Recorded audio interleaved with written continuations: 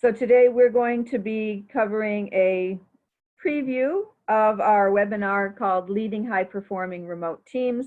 And in this particular version, we are going to be focusing on a very high level overview of one of the sections, which has to do with virtual presentations.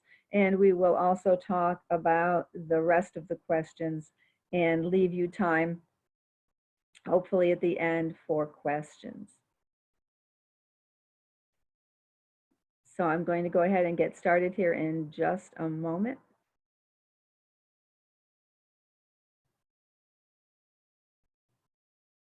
We're going to talk at a high level about all of the different topics in the course and then leaving time for questions at the end. So a little bit about the course itself. This course started out as a communication skills course for technical professionals 30 years ago and has turned into more of a focus on teams and team building and leading teams so that we're more effective, whether we're working in a virtual environment or in a face-to-face environment. And today, of course, in this peculiar situation we find ourselves in, more and more team members are having to work in a virtual team. My background is primarily information systems technology.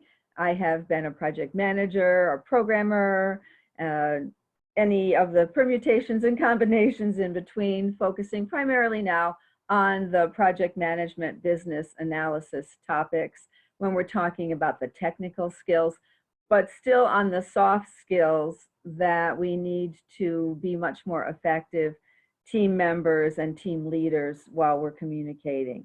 I am based, I mentioned earlier, in the Eastern time zone in a very, very small town out in the middle of nowhere between Buffalo, New York and Rochester, New York, up on Lake Ontario, if any of you are familiar with that area.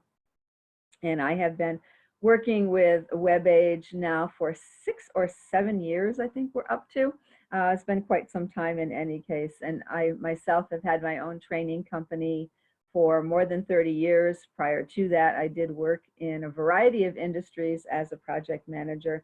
But I have been working as a virtual worker myself since 1994, when I took a project management role for Rust and Purina based in St. Louis. And we did most of my work remotely, even then, through the various time and collaboration software that we had available at that time. The type of participants that we usually get for this particular course include functional managers, project managers, team leaders, sometimes team members, a variety of different types of people who are interested in working more effectively in the team role. And I always like to know a little bit about who is out there listening to me as well. So I am going to launch a poll that hopefully you guys can see and ask you to give me a little bit of more information about the role that you find yourself in. So you should be seeing a poll that you can answer. And I'll give you a few moments to do so.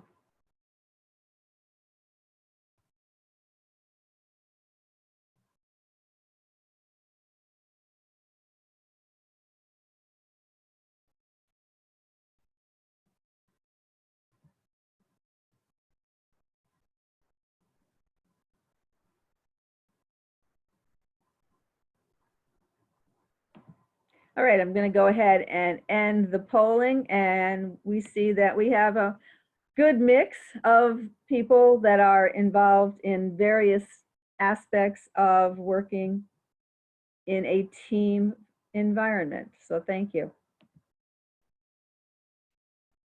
The course itself has objectives that we're going to talk about, and we're also going to talk about our little mini preview objectives as well. For the full course, it is designed for people to be able to understand what communication is, why it's so important to teamwork, to understand personality styles and how personality styles affect the team and how we're working in a team environment. We're going to also talk about in the course active listening skills. And if any of you were on with us in the last webinar, that was actually the focus of that particular webinar. But the course itself then moves into building a team, working in a team, trying to get the team more high performing. And we'll talk a little bit more about that when we talk about some of the other topics. Allow people to create and deliver solid presentations, which is going to be our focus for today's webinar. Solve problems and conflicts within a team environment, which is becoming even more important in this virtual world we're living in right now. And how to delegate and or accept tasks, since many of you are also individual team members. It's equally important to be able to understand how to take tasks from people who are delegating them to you. And so that's what the whole course itself focuses on.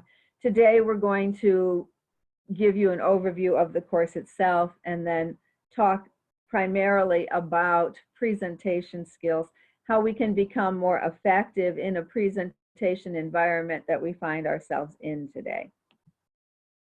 So a little bit more about the overall course before we move into the section on virtual presentation skills. The course starts out with an effective communications overview to make sure that everyone understands the communication technology, or excuse me, terminology, and sometimes technology as well, and how to better work within that communication framework. What are our common barriers to communication, regardless of how we're working, if we're working face-to-face or if we're working remotely or virtually? We have similar types of barriers. We talk about those. And the largest barrier probably won't surprise you, and that is personality types and styles. Because different people work differently, they communicate differently, they think differently, and all of those things we need to understand when we're working together. We do talk about active listening skills, building and leading teams, the presentation skills, which we're going to move in here briefly, time management, working effectively with teams in terms of problem solving and conflict resolution, and then that course wraps up with a section on delegating and receiving / accepting tasks. If you have any questions at any time, do feel free to enter them either in the chat box or in the special Q&A box. I do monitor them both regularly, so if you do have any questions, go ahead and ask in either place as we go through. Because we're only working for an hour here, we're going to leave about 10 minutes to the end for questions as well. But if you're thinking about a question, I would much rather have you ask it and get an answer to it as we go through, rather than have you sitting there thinking, I wish I really knew the answer to this particular question before she went on. So that was the different course components in the full 2-day version. In our little 1-hour mini session, we're going to take a look at how we can become more effective presenters in whatever type of medium that we select. So a lot of the tips that we're going to talk about here are for in-person, and then we do have some special considerations for virtual, but all of the things that apply to good presentations in a not a one-on-one, but in an in-person type of presentation still apply to virtual. However, there are some unique things that present themselves in virtual presentations that we want to consider.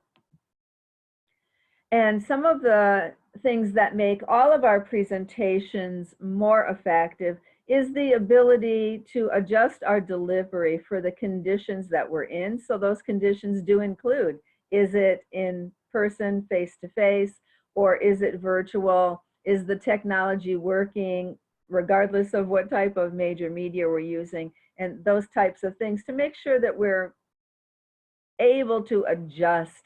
The term that many of you probably have heard ad infinitum, it seems sometimes, if you're in an IT type environment, is agile, right? So not only do we want our systems to be agile and our teamwork and our development to be agile, but we ourselves need to be more agile in all of the different types of things that we do. and certainly in presentations themselves. We also need to be engaging and asking thought-provoking questions. So you will see that as we go through here in our brief webinar, I am going to ask you some questions. You can answer them in the chat. You can just think about answers. But I do want to get you thinking about this process as we go along. And you need to be able to tailor your presentations to your audience, which is one of the reasons I asked a little bit about you with your title. And we'll talk more about some of the things that you can ask of a virtual or in-person audience when you're doing your presentation. We want to minimize your nervousness while maximizing your clarity and impact. And one of the ways that we can be more effective is to create easy to reproduce and produce visual aids. There's a whole lot of discussion on the types of presentations you should do in terms of slide versus graphic components.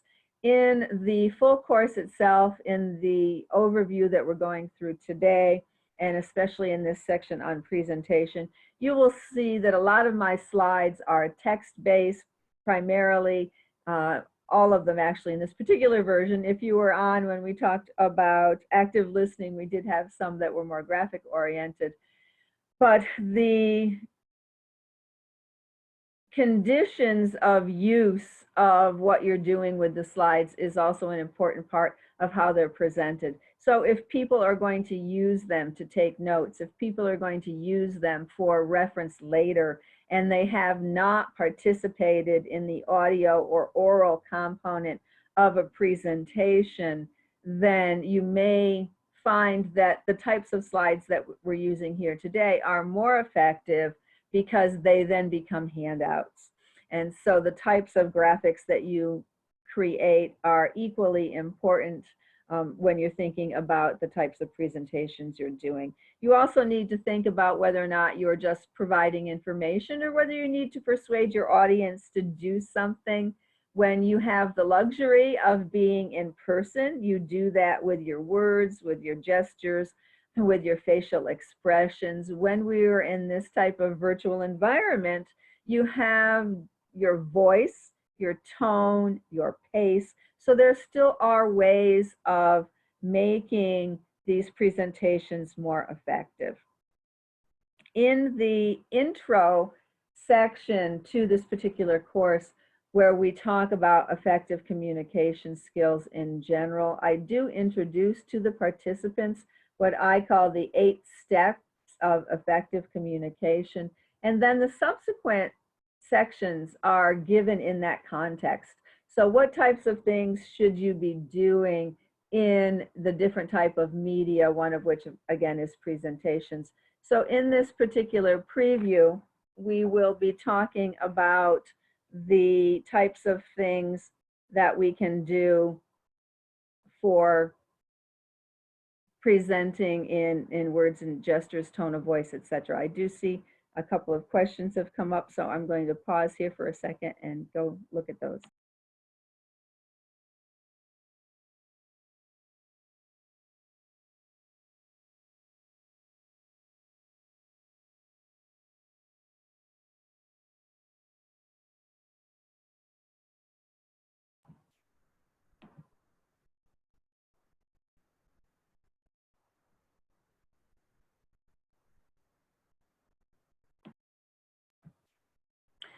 Okay, so in response to the question on an example of adjusting for the conditions, yes, actually, when we move into talking about the actual delivery component, we will talk about that much more in depth, so hold that thought.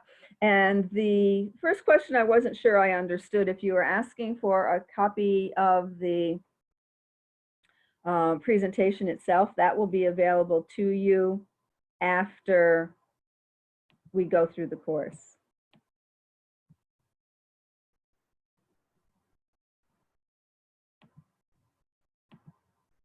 All right.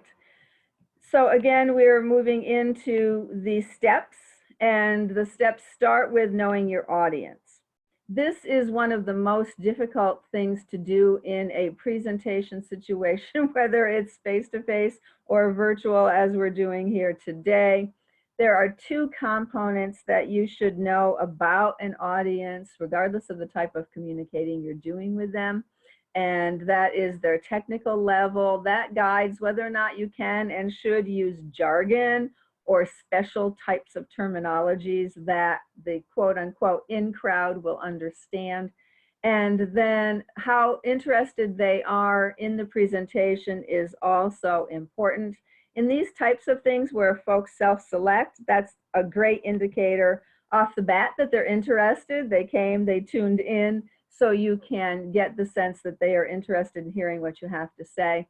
To understand technical level, you may have to do some of the types of polls or questions that I used earlier, because we can't ask every individual person to introduce his or herself.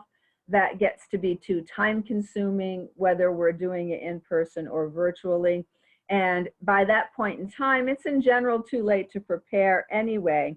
You will have in your hip pocket, if you will, some things to make you feel a little bit more comfortable if the audience is not who you intended. And we're going to talk about that as we go along as well. So how do we get this information? It's best if you're being asked to do a presentation to a group of people you don't know, to ask the person who is bringing you in to do the particular presentation. Those of you who are going to be presenting to a group of people you already know, that's nice, because then you have the luxury of already understanding these people. You may already understand their particular focus, the way they like things presented, and all of those things will help you be much more effective in that presentation situation. But if you're called in to do something where you don't know who the audience is, then you need to start asking as many people as you can beforehand who they're going to be. And if you're doing a presentation to a group of people, so if you're asked to do something for like a chamber of commerce or for those types of external things, the people who are organizing these know their members, their employees, and they're very good at explaining that information to you. You also want to find out the range of participants. So are we, the type of people, are we talking about senior executives? Are we talking about people who are team members in different types of levels in an organization? If you're doing something not work related, but to a community group, what facets of the community do they work in? Do they work in retail? Do they work in farming? Any of those types of things help you understand who the audience is. And then of course you want to ask about your time constraints. Very common time constraint is the one that we have today, where you have an hour to work with the people, and you need to then remember to factor in timing for questions and answers as well. So those are general know your audience components, whether your audience is going to be in a room with you or whether or not they're going to be virtual. But there are things to think about that are specifically considerations for the virtual, and then we have these on the next slide.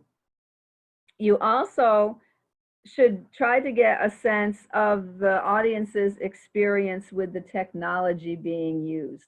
Prior to this strange situation that we're in here with the coronavirus, very few people that we were working with had any experience with some of the team building technology, team management technology, presentation technology.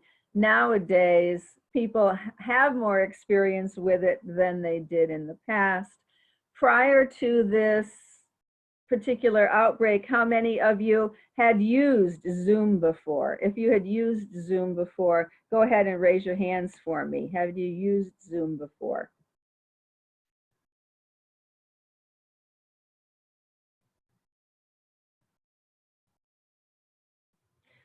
Okay, so some of you had, but not all of you had.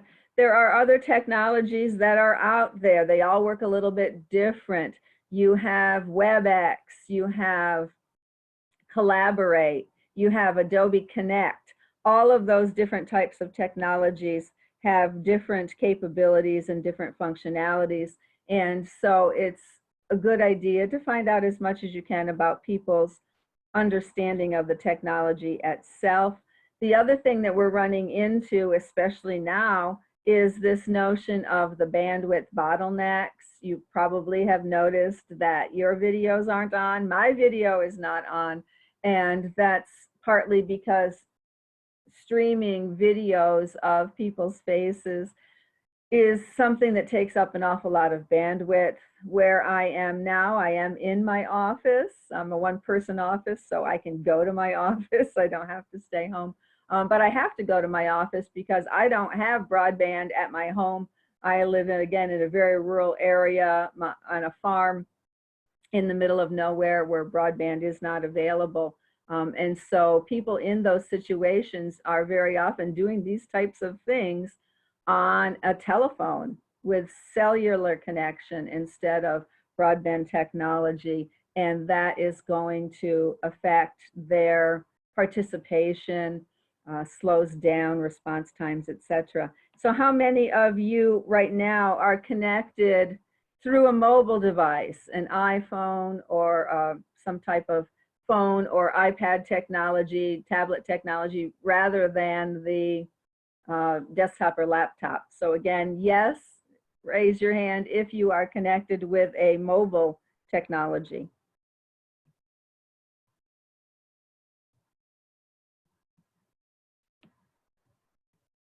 Okay, so only a couple of you.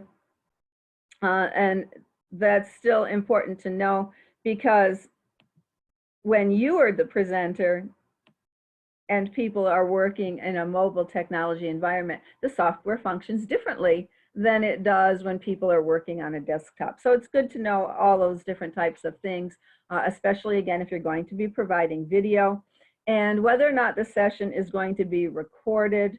There are a lot of people who have strong feelings about being recorded, especially again in an audio slash video environment. They might not mind having audio recorded, but they wouldn't necessarily want their video recorded. So you want to find out all those things about your audience when you're thinking about the virtual aspects of it. And then once you know a little bit about your audience, you can go ahead and you can find out what your message is. And sometimes this surprises people that the second step is know your message. And that is because who the audience is should be shaping your message. Some people think I have those backwards, but I really do think that you should know who the audience is first before you understand what the message could be. There are two main messages that we do in presentations. One is informational, one is inspirational.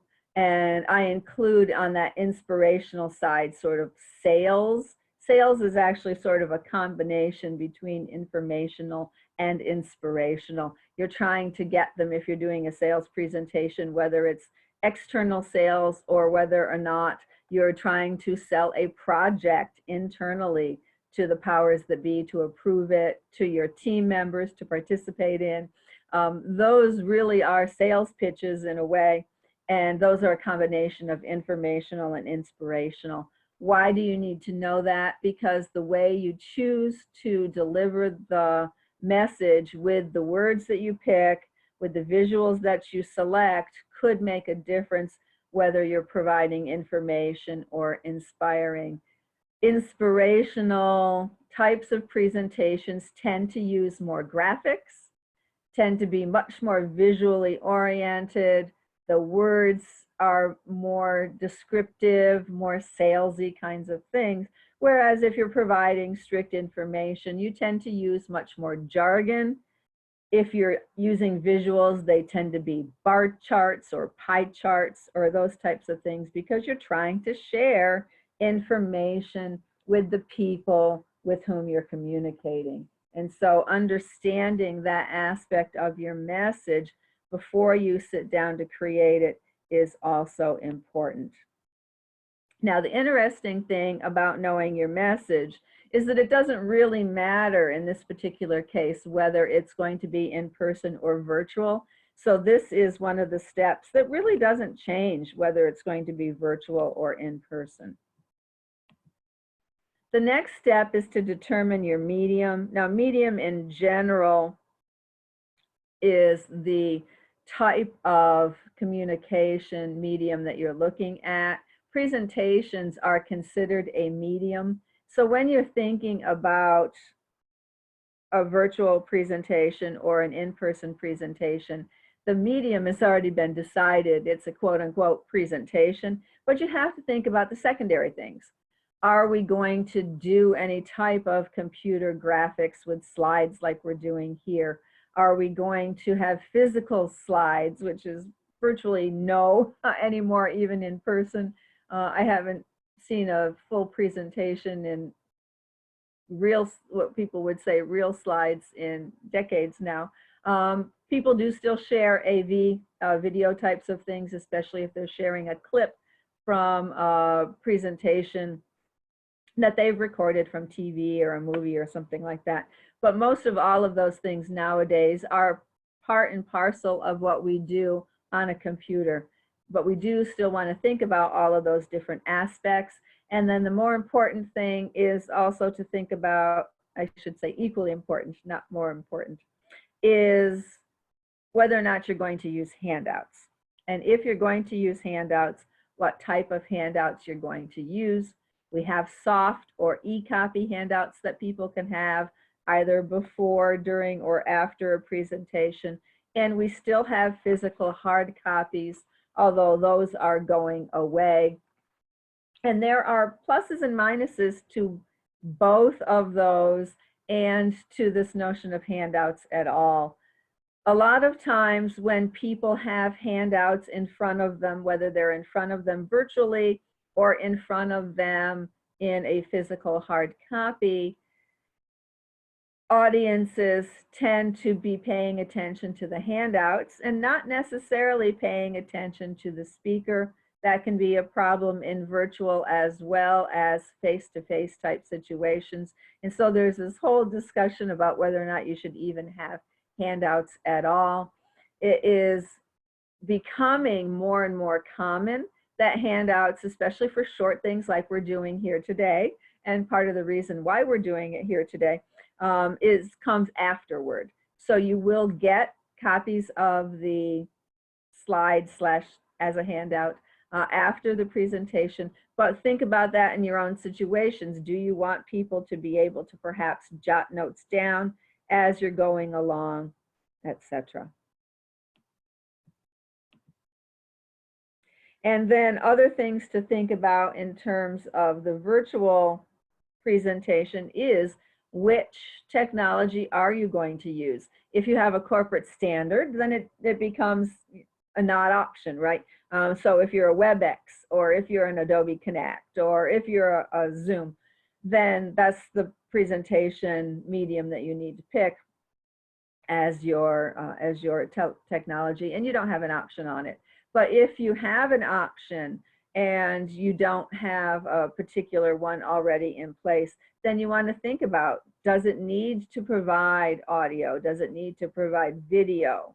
Can we get away with telephones and emailing people out presentations? You don't necessarily even have to do a presentation the way we're doing it here today, with the slides being shown to you as you go through.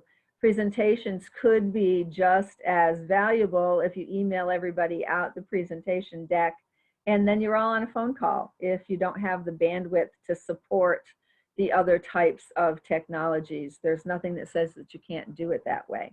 So keep those things in mind when you're thinking about what's the best way to do this. If I'm a small group of 3 or 4 people, maybe that's a better approach. That gives them a couple of different things. They already have the presentation. They can take notes on it if they want to, and they have it for posterity. So think about those things as you're going through. If you need to share screens, is that a capability in the technology that you have? Some of the technologies do not allow you to share anything other than a PowerPoint presentation. So if you've created some other types of things in other software that you want to share, it doesn't let you do that. because it's looking for something that's in PowerPoint. Say you've got something in Visio that you want to show people. Can you do that? Most of the technologies that are available today have a whiteboard sharing aspect, so you can do things on a whiteboard. But if that's important to you, check on that as well. Are you going to do things in small groups? We're here in a fairly large group today, where there are 50 of us. And, did we want to do something in a much smaller group with breakouts? Well, does my technology support that? That's important for you to know as well. And then again, that recording technology, where does it record? Does it record on people's computers, which might be a security issue in the type of institution that you work in? Does it record on the cloud so anybody can access it? All of those things are important, as well as the individual technology requirements. What type of technology do people have to participate in whatever you're doing, right? In a Zoom environment here, if you're not doing it on a tablet or a phone, then you're not doing it through the browser. It actually has to be able to download some things. Is that going to be a security issue for your installation? So you want to start thinking about those things to pick the best venue that you can. Again, if you have options. If you have a corporate mandate for the technology that you have to use, those things sort of become moot. You want to understand what the capabilities are, but you're not going to be able to pick something else if the technology that you have doesn't have the capability that you are particularly looking for. So all of that gets us ready to start thinking about preparing this message that we're going to be delivering. So what do we do about preparing? This ties back to the question I had earlier that I said I'd get to about how do we tailor it to the conditions. That is part of what we need to think about when we're preparing the message. When we're thinking about developing any type of presentation, we want to think about who is going to be our primary audience and have about 80% of our material for that primary audience, so that we are hitting who we think will most likely be the participants. But we should also then be thinking about those other tertiary audiences that we might have out there. And that's part of how we apply it to the condition. So by condition, I meant who is in the audience. Other types of conditions that you want to prepare for as you're preparing and practicing those might be, what if the technology doesn't work? What are our backup procedures for if people can't, log in? Or do we have to reschedule? Can we do it some other way? So you can start thinking about those types of things for applying to your conditions as well. And if you're going to use handouts, this would be when you start doing a first draft of your handout as well as the presentation itself. If you are not going to use slide-based, i.e. PowerPoint or other types of slide generating software packages, there are out there, by the way, and PowerPoint is not the only slide producing package out there. An online version is Prezi that is pretty good, but other types of people have quote unquote slide capabilities too. But as part of that preparation, think about whether or not you're going to have those handouts. If you're going to use the technology for delivery, most of the time, then you're creating the presentation right in that technology. Although some of you may still create it in longhand or at least in a word processor first. There's no right or wrong way for how you go about creating that. It's just however you think and what is most effective to you. Remembering that if it is going to become slides at some point, you will need to transfer whatever media you created it into that slide presentation later on. But you can create it however you want to. And then once it's created, you go back through and you start practicing. The old saying, right, how do you get to Carnegie Hall? Practice, practice, practice is still true. It's very important to practice what you're doing. it's also important to practice it correctly, right? So if you're practicing things incorrectly, then you're going to get that into that habit of doing things incorrectly.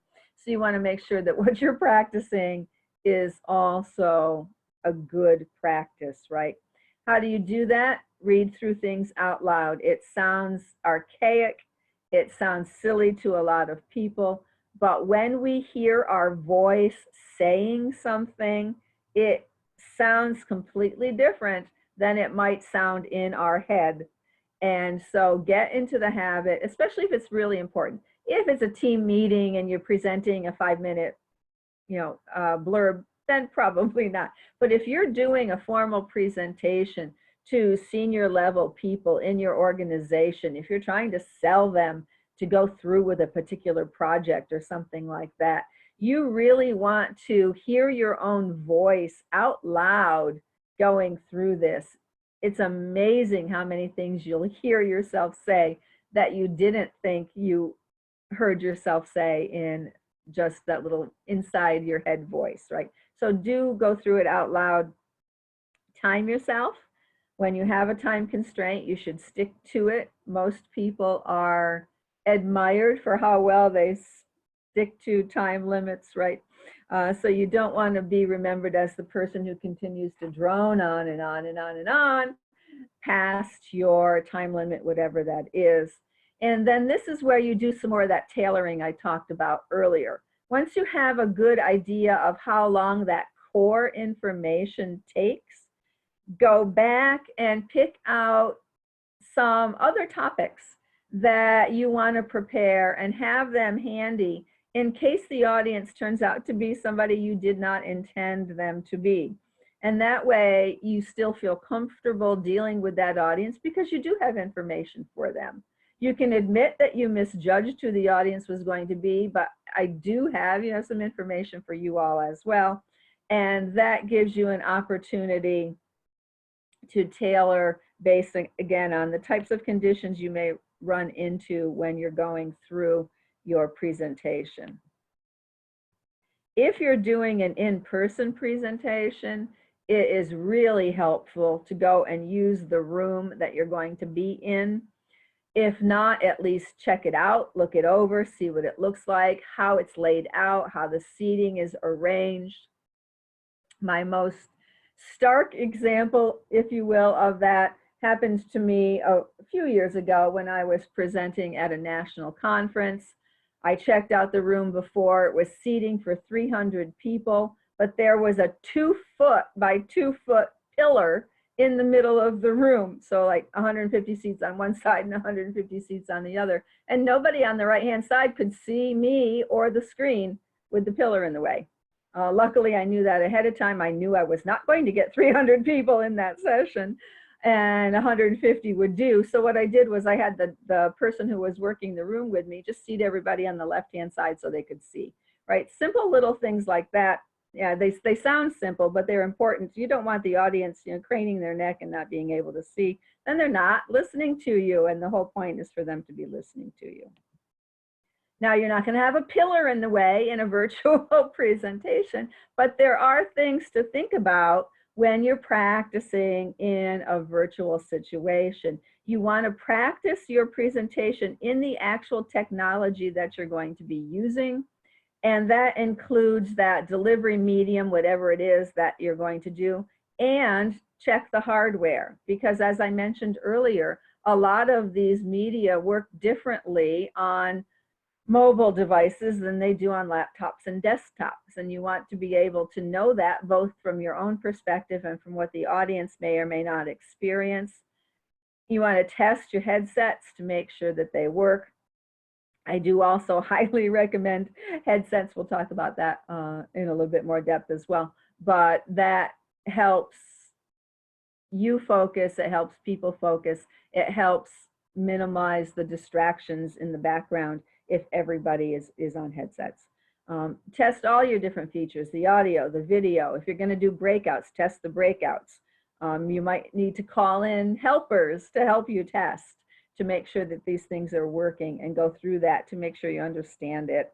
It doesn't take a lot of time up front, but it is very, very valuable in your comfort level as well as in the actual execution of what's going on. Check to see if you're going to use video. What does your background look like? And the joke on the news, a lot of we've seen for the last several weeks has been, you know, who these people in the media who are doing their presentations and what does their background office look like? Are they doing it from their kitchen table? Those are becoming more and more important kinds of things. So make sure that the background that you're presenting looks good, or use one of those funny, they have all these little virtual backgrounds you can put in now too if you want to do that. But check your distance from the camera. Too close, too far are both problems when you're doing a virtual presentation. And in your timings, you want to add in at least 10% for any technology glitches as people on board, answering questions about how a technology works, etc. If you include that 10% time for technology, then you're able to adjust your material as you go through. And again, you've prepared that extra material. So if everything goes according to plan, you know, Murphy doesn't strike, and your technology works just fine, then you have an extra time for some of your extra material that you would not have presented if there were technology conditions, right? Sorry, I missed the comment earlier down in the chat. And record yourself. Yes, absolutely. If you have that capability in your technology, recording yourself is also good. You see things even in a recording that you didn't hear when you were doing it out loud. So yes, recording is also good. It helps not only with the timing. Oh, okay, great question.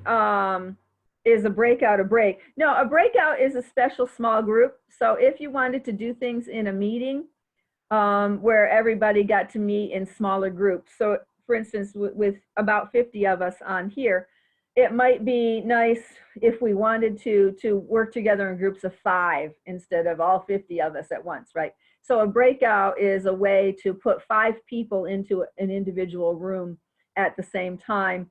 And then you work very much like an individual team. So you share your own screens just amongst those of you and all those different types of things so that you're able to create smaller groups. A lot of the training that we do, and again, this particular full 2-day course uses breakouts extensively to move you into teams so that you're working together in teams. So thank you for asking that. Once you have all that preparation done, you're ready to deliver your message. Try to get there at least 15 minutes before the start. If you haven't had a chance to use the room or to use the technology, half an hour to make sure that everything is working. That way you get to test it. You get to call for help if it's not working, and you get to do other types of things to get it fixed before the start time. You also do want to take some time to relax. Your voice will project much better. You'll talk more slowly and more coherently if you're calmer, and then go ahead and start. If you have control over the starting time, start on time. There might be stragglers, that's okay, they'll catch up. If you're recording in a virtual session, they'll have the recording to listen to anyway. But the people who are there on time deserve to start on time, and it makes you more nervous if you're waiting to start anyway. If you don't have control over the starting time, check with the people who do and try to make sure that they get going so you don't feel rushed. Don't worry about your nerves. This is probably the biggest thing I can say. Many of you are probably here because you don't like presenting in the first place, and you certainly don't like doing it virtually. You know, the #1 fear above death is presenting in a public environment. Don't worry about being nervous. One of my favorite stories is about the actress Mary Martin, who was a big hit in Peter Pan and South Pacific and those types of things. She threw up before every show that she did because she was so nervous about how the show was going to go. And this is somebody with, 30 years experience, and she's still really nervous. If you're not nervous, it means you don't care.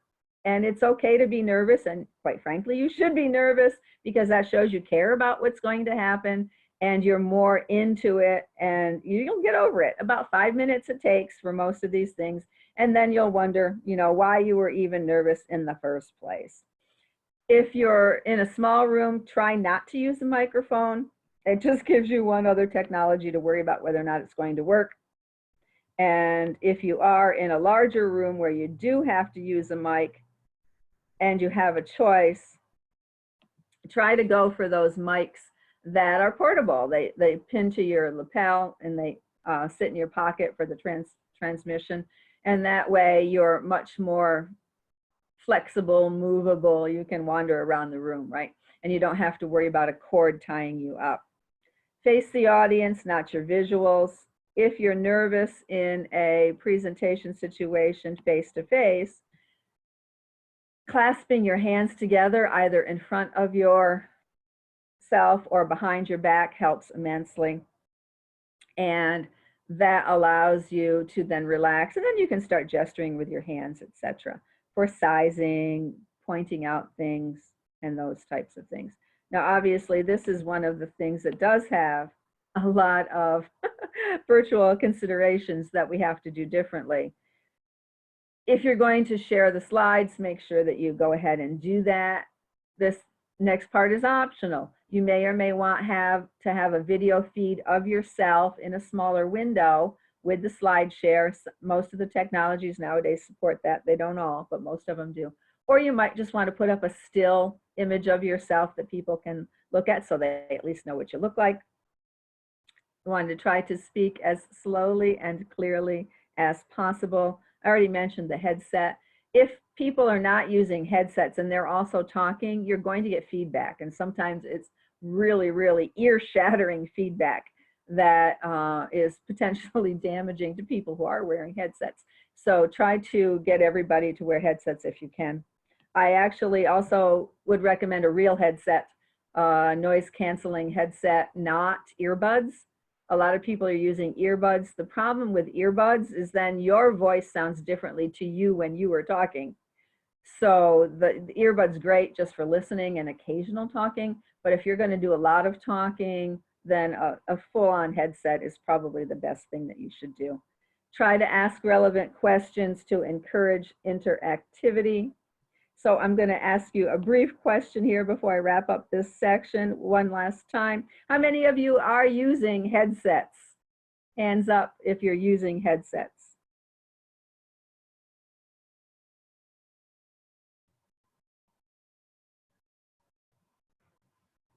All right, so not a lot of you are talking simultaneously either. So in this particular situation, you probably wouldn't run into the feedback issue.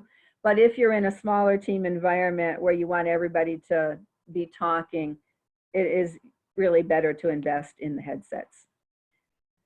Feedback is important and simultaneous to delivery. You should be looking at people, seeing whether or not they're falling asleep, whether or not they're checking their clock to see if it's time yet, and all those types of things, so that you can move on and pick up the pace if you need to. And then in the virtual world, obviously, if everybody has their video on, you can watch people. If they don't have their video on, remember to constantly look for chat, to look for questions and those types of things, so that you can keep them engaged and ask questions for clarification going along as well. And then the last thing that we do is revise if we need to. If we've misjudged the audience, then we pull out our extra material. If we've talked too slow, then we have to speed up at the end, just maybe cut to the summary and quit. All of those things are possible. Those of you who don't already belong to Toastmasters, if you're going to be doing more presentations now because of this virtual environment that we're in, and you want to practice with it, I would highly recommend joining Toastmasters. Most of the Toastmasters groups originally met in person. A lot of the Toastmaster groups nowadays have moved to virtual meetings, still once a month or every other week. And then you can practice presentations with a group of folks that you know, that you feel more comfortable with, and they're a great group to join. So any questions on the focus on presentations before we do a real quick tour of the rest of the course and then wrap up?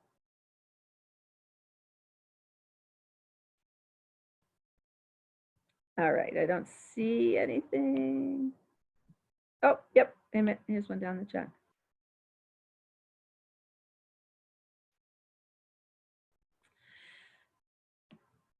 Most of what we've been talking about here today in this particular class would be an example of informational. I'm giving you information about the course. I'm giving you information about the presentation. Inspirational would be more things like, you really want to come and take this course because it's absolutely phenomenal. It'll give you a promotion. It'll give you a raise, da, da, da, da, da. So that's more of the inspirational salesy side, right? Where you're really trying to focus on benefits to other people, motivating them to do something as opposed to just giving them information. I hope that helps clarify that question. Okay. All right, so we're going to move quickly through the other modules just so that you have an idea about what we talk about. Again, we start out with the effects of, or excuse me, how we can be more effective communicators and talk about things that go wrong, right? Again, Murphy's Law, what happens if we miscommunicate? We might lose millions of dollars, we might damage a relationship, etc. Each of the sections that we talk about will have activities. This particular one has a communication activity at the end. Personality styles, we focus primarily on the 4 quadrant personality style types, but it's important to understand personalities because even if you use the 4 quadrant method, that means that you have 75% of the people that you deal with on a daily basis with a personality style other than yours. And so it's important to understand how those other personality styles think, work, communicate. If you go with Myers-Briggs, which has 16 personality styles, then the odds are even higher that you're going to be communicating with somebody not in your style. That's up to 90%-ish of the people that you would communicate with would not have your style. So again, it's important to understand how these people work, think, and communicate. A 4 quadrant methods means that there are 4 types. So in Carl Jung's, there were intuitors, thinkers, sensors, and feelers, and those were the 4 types. If you go with whole brain, there are 4 types there. If you go with true colors, there are 4 different colors there. Social styles has 4 different. So that's what I meant by 4 quadrant. Thank you for asking for clarification on that. Divides everybody into groups of 4. And all of those 4 quadrant ones are based on Carl Jung's original work. And the theory is that everybody is equally divided, hence the 75%.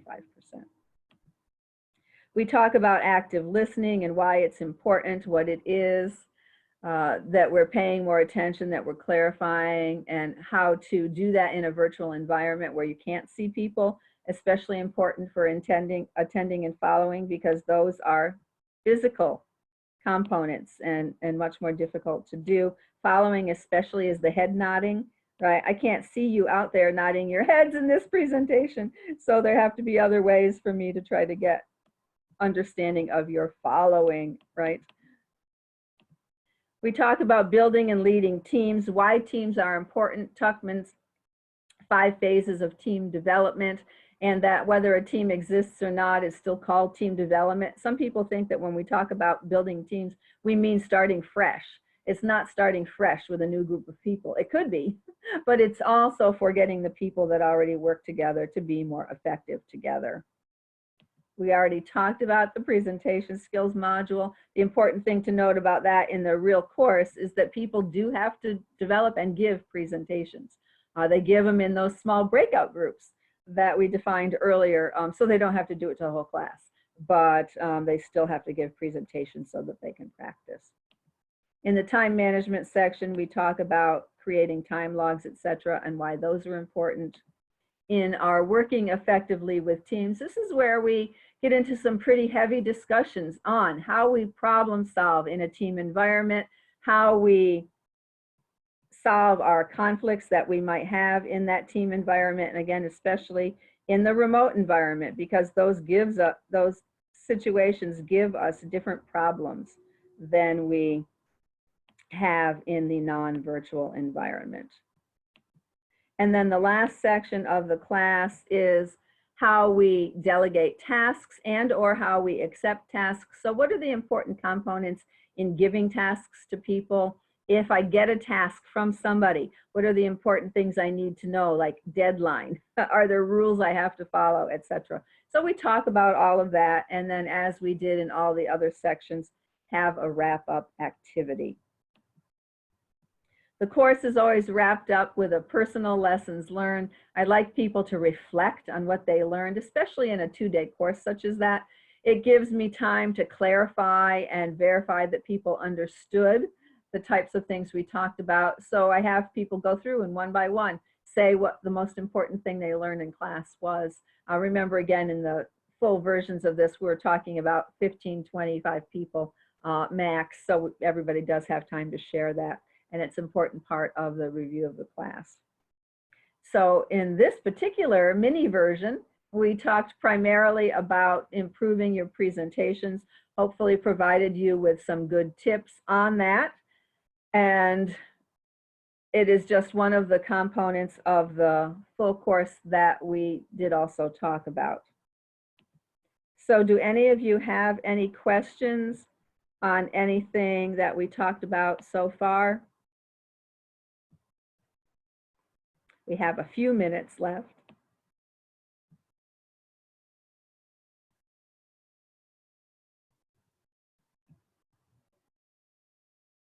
All right, I don't see any questions in the question box or in chat. So thank you all so very, very much for joining me today. And I look forward to seeing you in another webinar or in the full class, which we'll be offering, I believe, sometime later in May. So stay safe, everybody, stay healthy, and work more effectively virtually. Take care. Bye-bye.